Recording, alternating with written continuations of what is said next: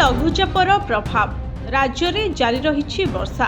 ଆଜି 6 ଜିଲ୍ଲାରେ ପ୍ରବଳରୁ ଅତି ପ୍ରବଳ ବର୍ଷା ହେବାର ସମ୍ଭାବନା ରହିଛି।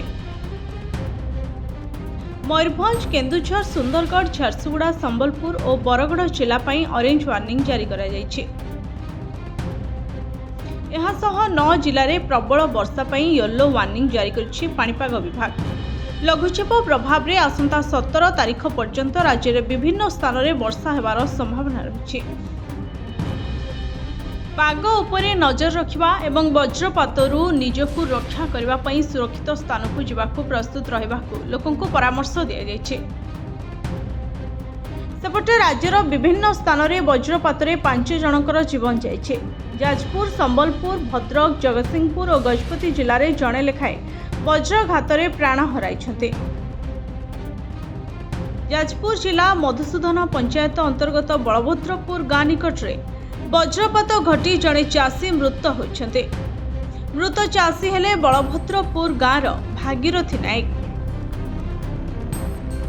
ସେପଟେ ସମ୍ବଲପୁର କୁଚିଣ୍ଡା ଥାନା ସୁବର୍ଣ୍ଣପାଲିଠାରେ ବିଲରେ ଚାଷ କାମ କରୁଥିବା ବେଳେ ବଜ୍ରପାତ ହେଲା।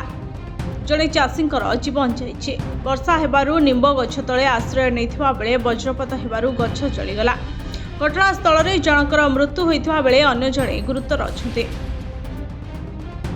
ସେହିପରି ବଜ୍ରପାତରେ ଭଦ୍ରକ ବ୍ଲକର କୁଡ଼ବରୁଆ ଗାଁର ଜଣେ କଲେଜ ଛାତ୍ରଙ୍କର ଜୀବନ ଯାଇଛି। ଜଗତସିଂହପୁର ଜିଲ୍ଲା କୁଜଙ୍ଗ ବ୍ଲକ ଜଳନ୍ଧରପୁରରେ ବି ହଠାତ୍ ଘଡ଼ଘଡ଼ି ଏବଂ ବର୍ଷା ସହ ବଜ୍ରପାତ ହେବାରୁ ଜଣଙ୍କର ଜୀବନ ଯାଇଛି। ଚାଷ କାମ କରିବା ବେଳେ ବଜ୍ରପାତ ହେବାରୁ ଚାଷୀଙ୍କୁ କୁଜଙ୍ଗ ଗୋଷ୍ଠୀ ସ୍ୱାସ୍ଥ୍ୟକେନ୍ଦ୍ରକୁ ଅଣାଯାଇଥିଲା। ସେଠାରେ ଡାକ୍ତର ତାଙ୍କୁ ମୃତ ଘୋଷଣା କରିଛନ୍ତି।